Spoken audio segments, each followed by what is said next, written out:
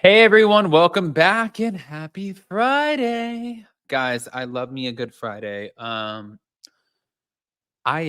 did not sleep last night. I'm so tired. I woke up at 5:45 to take my dog to the beach. Um Champagne problems, I know. But it's just like it's crazy that it's almost 12 o'clock and I've been up for I feel like almost 7 hours. So now I'm about to get into Hot Messy and also do a podcast with Monica. And I'm like, I've had six six shots of espresso. I'm like, we gotta get this shit together. But before we jump in, if you guys haven't already, go ahead, pop off in the comment section. If you're not subscribed, get subscribed. Don't forget to hit that notification bell. And we have some Stassi Schroeder to get into. So let's jump right in.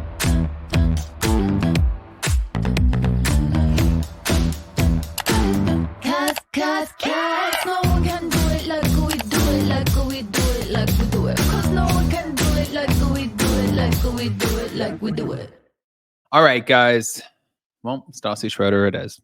Thank you to Reality Blurb. Stassi Schroeder looked back on her time on Vanderpump Rules during an interview on Thursday. Now, as she prepares to return to the spotlight alongside Lisa Vanderpump on the second season of Vanderpump Villa and her own docu-comedy, Stassi Says, well, she reflected on Vanderpump Rules, discussed the Valley, and teased her new book in which she opens up about her mental health struggles. She said, I don't have to sit at a table like, okay, I have to talk about how Sheena called blah, blah. She's like, there's a wonderful freedom in that. Hmm. Now, this is her talking to Bustle. Something I've learned over the last couple of years is that I love the word no. There is such a power when you say no to opportunities or going to a party. In terms of becoming a mother, your backbone gets so much stronger.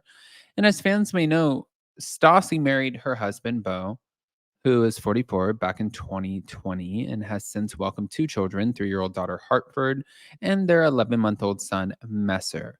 So it goes without saying that her day-to-day life looks quite different than it did years ago when Stassi was featured on Vanderpump Rules.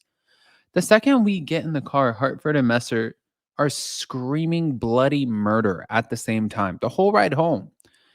When we get into the house, we ignore her tantrum. I can see her. I make sure she's safe, but we literally go about our life as if this blood curdling scream isn't happening for an hour. And if that hour were to air on Vanderpump Rules, we would look like the most neglectful freaking parents. They would probably zoom in on the messes, the dirty plates in the kitchen sink, anything that would help shape the idea that, wow, they're awful parents. Their lives are falling apart. Now, although fans have long been calling for her return and suspected that she would join the Valley, which debuted earlier this year, Stassi turned down the role.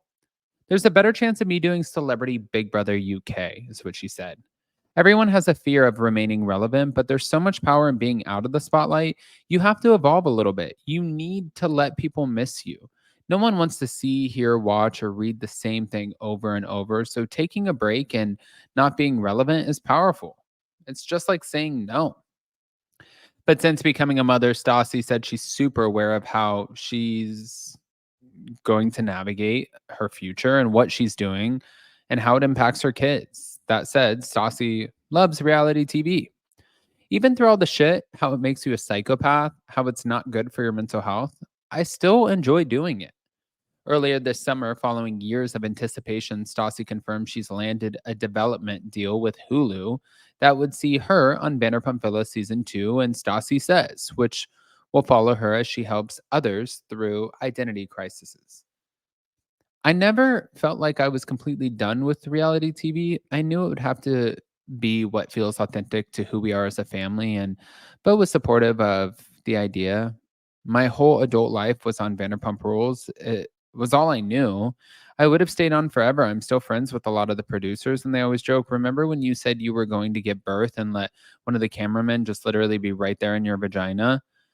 And also, speaking to Bustle, Bo admitted that he was hesitant to appear on reality TV.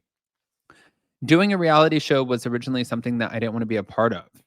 Then I enjoyed it on and off, and it put a lot of negative strain on my emotions. And I went to therapy after. So when this stuff came up, I was just like, I don't want to be around people who are 1 minute smiling at you and the next minute stabbing you in the back. I don't want my children around that are seeing it. Now, looking ahead to her return, Stassi revealed that she still struggles to juggle motherhood with the cameras. One of the main things that kept me up at night was, what are the things that my kids are going to be talking to their therapist about, the way that I talk about my parents? The only thing that I can think of that they could be pissed off about is that I showed them to the world. But then I think, what's the alternative? They could also be 18 years, from now saying, why didn't you ever show me?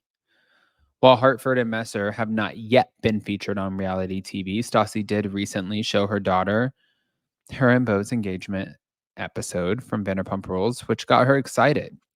But moving on to her new book, You Can't Have It All, The Basic Bitch Guide to Taking the Pressure Off, Stassi said that when it came to addressing hard topics like self-harm, the idolization of taking one's life, and Adderall addiction, motherhood inspired her to speak out. When I look at myself naked, Hartford will see a little line and she'll be like, "Mommy, ouchie." And I'm like, "Oh God, that feels dirty. How will I ever explain to her that this was something that I chose?" And it just feels like it's been a secret. And I don't like secrets. I think part of maybe why I do what I do, podcast, just living out loud, because there is the feeling of I'm free. Everyone knows my shit and I don't have to hide anything. Well, I mean, that's actually kind of living out loud and not keeping secrets.